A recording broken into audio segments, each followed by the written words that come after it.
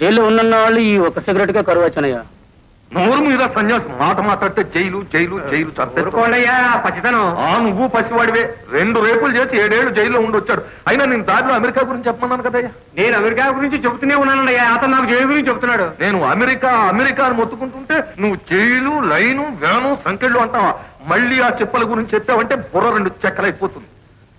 ఒక్కడు గుర్తు పెట్టుకో, ఏం మాట్లాడినా అమెరికా అమెరికా ఆ లెవెల్లో ఉండాలి అన్నట్టు. ఎప్పటి నుంచి కాస్త ఆ దీపను లవ్ చేస్తుంది. డాడీ అదేలా డాడీ.